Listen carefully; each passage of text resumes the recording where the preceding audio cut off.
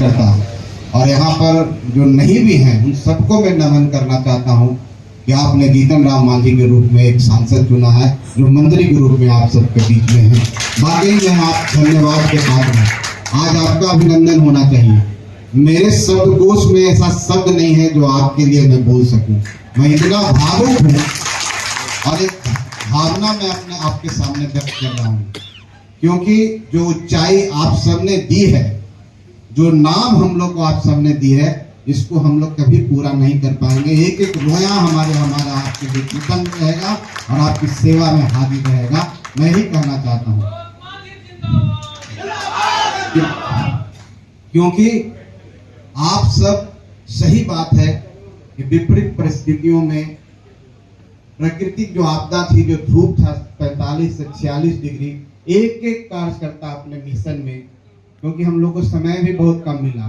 प्रथम चरण में हमारा चुनाव था, हम लोग समझ नहीं पा रहे थे, कुछ मैनेजमेंट में कुछ परेशानियां भी हुई, तो उसके बावजूद भी आप इतने महान हैं कि सब एक होकर के, सबकी जो भ्रांतियां थी, जो मिथ्या था, सबको तोड़ करके 1 लाख से अधिक मतों से इनको जिता के भेजा।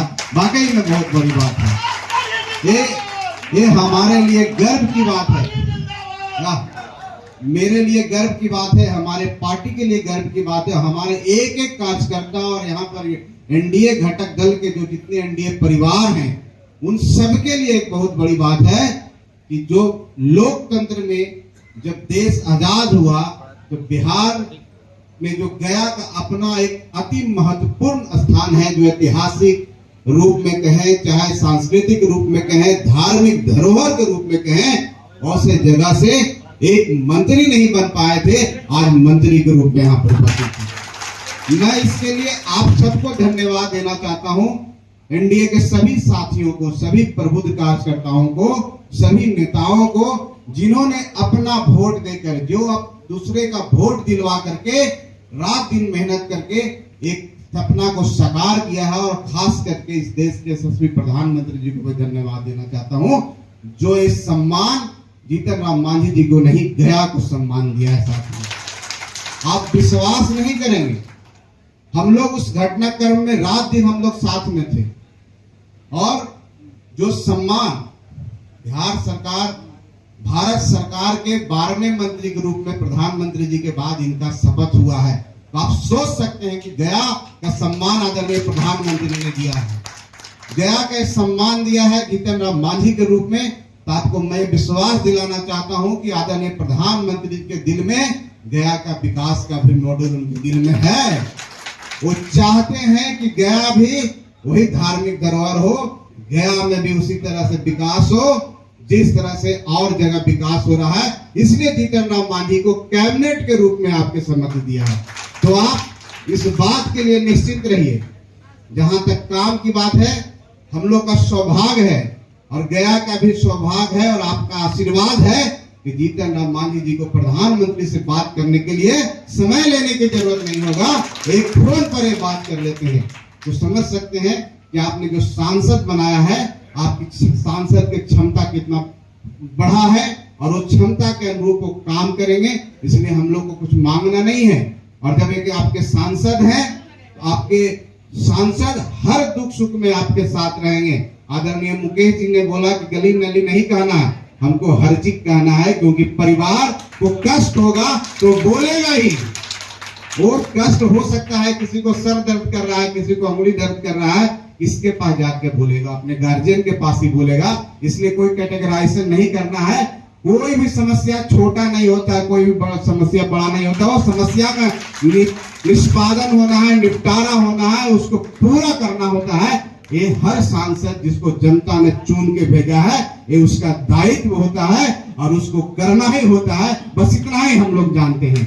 और हिंदुस्तानी अवाम मोर्चा सेकुलर पार्टी बनी है, नई पार्टी बनी है। हमारे आदरणीय धनराज शर्मा जी बैठे हुए हैं।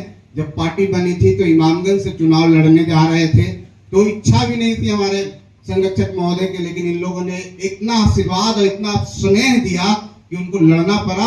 और हम लोग का सौभाग्य है कि हम पार्टी के रूप में इमामगंज से पहली बार वहां से हमारा विधायक आया और विधानसभा में पार्टी का रजिस्ट्रेशन हुआ।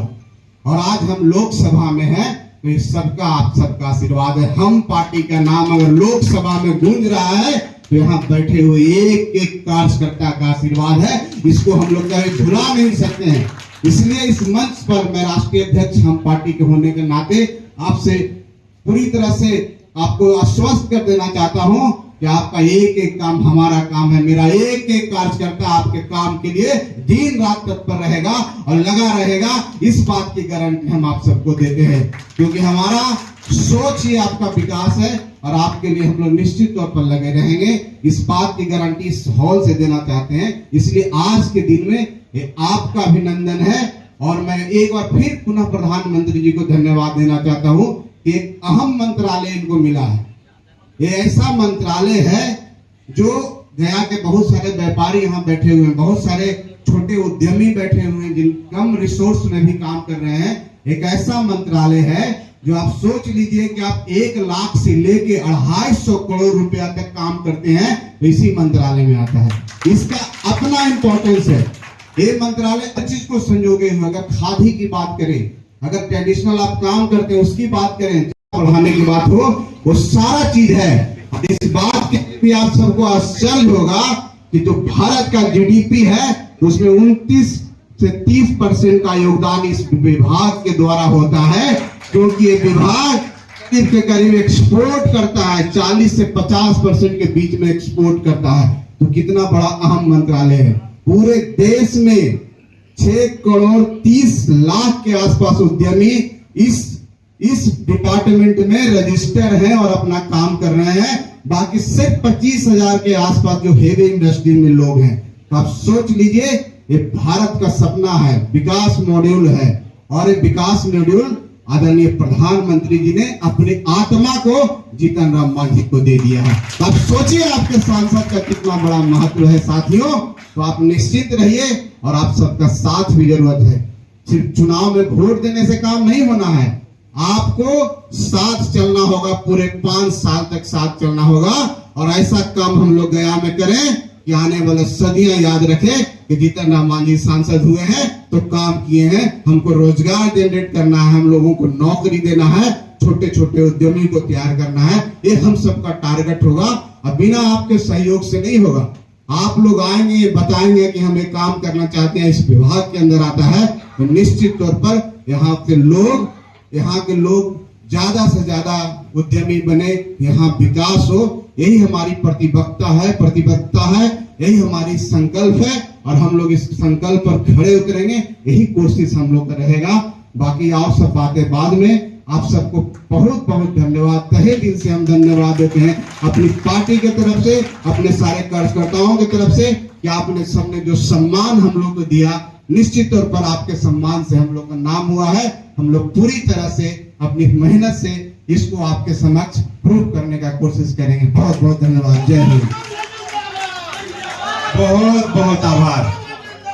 निश्चित रूप से